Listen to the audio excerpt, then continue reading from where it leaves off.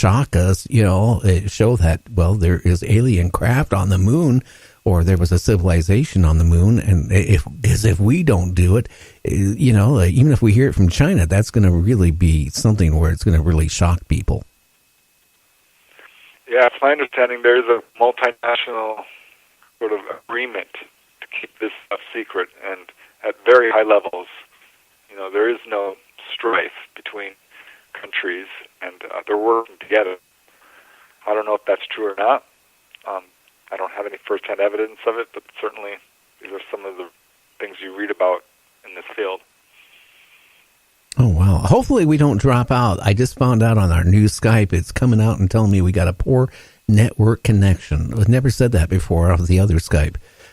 It keeps flashing, but yeah, I don't know. Again, too, I remember one of the old Art Bell shows where he was, his guest was a ex-general from the South African government. And he said that they went out and investigated a crashed UFO, and he said it was definitely a UFO, and then they kind of secured the area to the United States, came in and got it. Yeah, our government is neck deep in this stuff. I think, going back to this undersea base, I got one case of a whistleblower who said that, yeah, it's there, but it's not just ET, it's a human ET base, and they're working together, which is interesting because I had a number of whistleblowers say that there's a huge tunnel that, 4 or 5 people told me this. There's a huge tunnel that goes from Edwards Air Force Base to the Santa Catalina Channel area, and actually goes to Area 51 as well, a giant underwater tunnel. And, you can find evidence of this, if you do your research. And I thought that was really interesting because, we know Edwards Air Force Base is neck deep in this stuff in terms of crash retrievals and all the way down, and certainly Area 51, of course. They're reverse engineering it. What if some of these UFOs are going through this tunnel and coming out here in the Santa Catalina Channel, and that's what's going on? That's certainly a possibility. I don't know, and it was very interesting, though, when some years later, after I had been researching this for a while, the Malibu Anomaly hit the internet. The Malibu Anomaly is this sort of geological formation off the coast of Malibu in thousands of feet of water. It's huge. It's got this flat top. It's got what look like pillars and a tunnel. Looks artificial. Of course, there's debunkers who say it's not, and I'm kind of on the fence about it because all we really know is what the Google images show us, and they're contradictory. But darn it, I charted all sightings in this area, and right in the thick of it is where this anomaly is. So that could be our very base right there. Oh, it could be. I've heard about that tunnel system you talked about. What I heard, it was big enough that even a submarine could go through it. That's what I heard too. Don't know if it's true, but darn it, those images, if you look at them, look like a gigantic tunnel. And what's not in the book is I talked to this guy, Merrill Fankhauser. He's the guy who wrote the song Wipeout, and was down here, in the 60s and heard about all this activity, and I wanted to talk to him because he had written something about it. And, he verified that he knew people who were watching these objects coming in and out of the water here. And I put his account in the book, and he emails me back not too long ago. He says, I heard something else about that Malibu Anomaly that you wrote about. I'm like, yeah? He says, yeah, he was in Las Vegas and met this Chumash Indian elder. Now, the Chumash have lived in this area for thousands of years, the Gabrielano Indians, and have a long oral tradition of this area. And this Indian elder told him that they know about the Malibu Anomaly, and they've known about it for years. They don't know who built it. It was there long before them, and back, thousands of years ago, the sea level, they said, was much lower, and they could actually fish off this thing. It wasn't underwater. But the implication was it was artificial, and they didn't know who built it. So, I don't know. artificial or not, base or not, it's intriguing, and I wonder about it.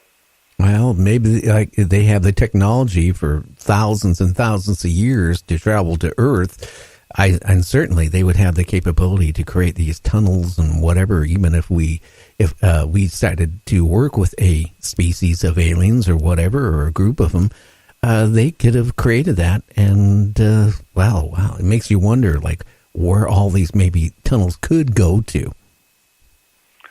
Yeah, well, I mean, if you look at Richard Sauder's book, Underground Bases, and if you look into, the whole military-industrial complex, you'll see that there's an underground, nation, really. I mean, an underground cities all across the United States. Almost like there's two different worlds going on. There's the people above ground and the people who live below ground, and sort of the secret government.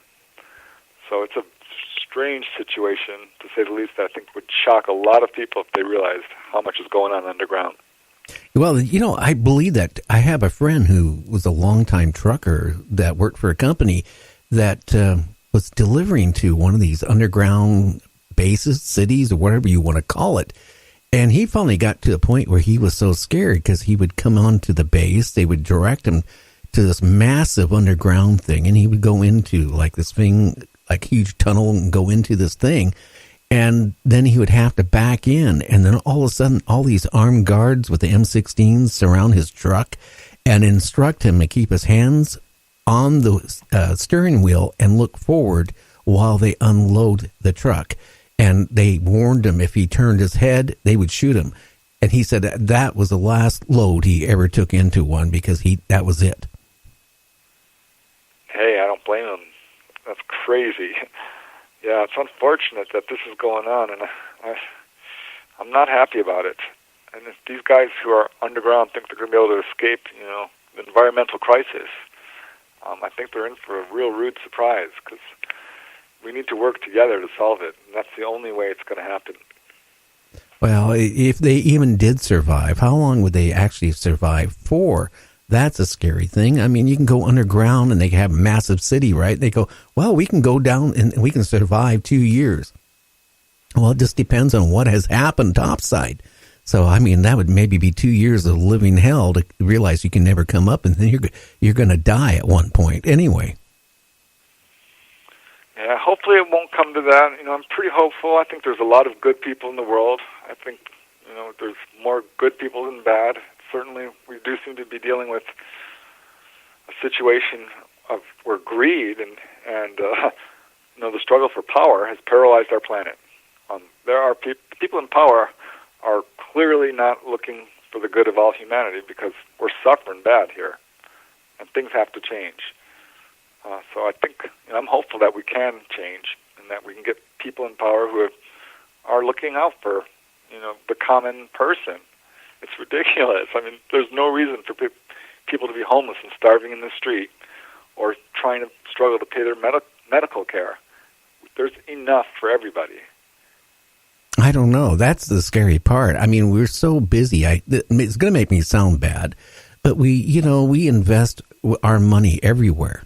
And now they are investing our money to the point, actually, they're investing money that don't even exist anymore. So, I mean, everywhere. But we could have one of the richest, nicest countries in the world, and we could probably have gotten rid of cancer by now, and a lot of different, health issues that people have could have been eliminated if we would have concentrated on, supporting our nation, our medical field, everything. And we haven't done it. And that's the other part. It bothers me, I can see a point of wanting to secure our borders, but to the point where you cause, and I don't want to get political, but you cause people, financial hardship. That's not right. But again, it makes me wonder again about trusting the government. Can you trust them? No, I don't. And my dad knew a famous actor when I was growing up, and I've told the story so many times. James Gardner, who did Rockford Files, Maverick, and a whole bunch of movies and stuff, was one of my dad's best friends. They served together, towards the end of their military career in Korea. And he would come to my parents' house to visit my dad every summer. I mean, all growing up. I mean, it was a common thing. And I didn't even know who he was till I got to a certain age. I just thought he was somebody from California. One time I sat down and was talking to him in our living room, and I said, I really would love to talk to Ronald Reagan. And that time, I was like 16 or 17 years old. Ronald Reagan had a national radio show. I don't know how many people out there remember it, where he would talk to young people of America. And you could call up and talk to the president, ask, him anything, and he would answer you as honest as I guess he could.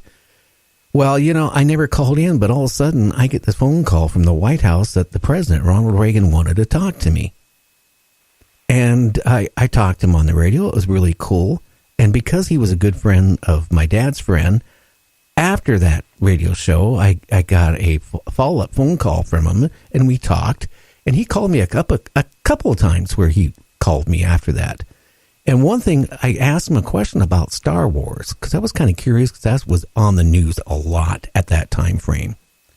And one thing he said to me, and it really struck me odd, is that, Preston, what really struck me odd, and I'm going to repeat myself again, was he mentioned, that it's to protect us against them out there. And then he wouldn't talk anymore about that. And, and it didn't really hit me till years later what he said, out there. It doesn't tell me it's not like the Soviet Union or whatever. They're not out there. And that's kind of, I'm wondering if they even then knew a lot, good, bad, or whatever, that they were maybe trying to come up with some way to protect our planet and shield it. Not just from Russia or Soviet Union at the time, but from maybe encounters from aliens. Yeah, I think it would be naive to say that, they're all friendly and let's, put out a welcome mat.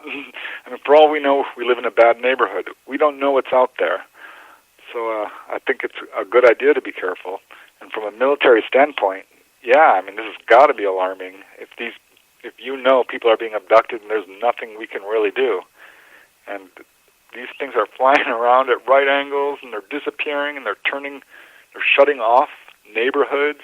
They can control all manners of engines, just shut them off or shut off missiles. There's all kinds of things from a military standpoint that are like, gosh, this is not good news. But ultimately, I don't think that, I was talking earlier, that there's something to... I'm not afraid of UFOs. I don't think that there's something that we have to fear. I don't think that's what the evidence is showing us. And I think if you look at objectively at the encounters that people are having, you'll see that this is not a nefarious phenomena. So I'm really hopeful about how it all comes out in the end. Sometimes I wonder if some of the abductions that people are going through are not, I hate to say this, maybe not even from aliens. Maybe it's, us abducting people to implant that fear of being abducted into them. I don't know. Yeah, some researchers believe that. My labs, military abductions, and I think it does go on, but I looked into that as well, and all the people that I've interviewed, I have to tell you, I don't see the military abducting a 7-year-old kid in a small town in Texas who was a paper boy. And all these other people I've interviewed who were tiny little kids when gray aliens came into their bedrooms. The manpower alone that would be needed to account for all these stories we have would be well beyond the military's capability. So by and large, I don't think most encounters and abductions with grays or any beings are military. I think it does happen. I think the military has watched these abductions happen. I know I interviewed Melinda Leslie. She's a well-known abductee and UFO researcher who had an encounter here in California with two friends, and during their encounter there was a general or someone there in full naval uniform, and she was actually able to identify the uniform later and the rank and so on. But they were watching this whole thing take place while she's getting abducted. So, yeah, perhaps that agreement that they sold us out, traded technology and gave the aliens permission to abduct us is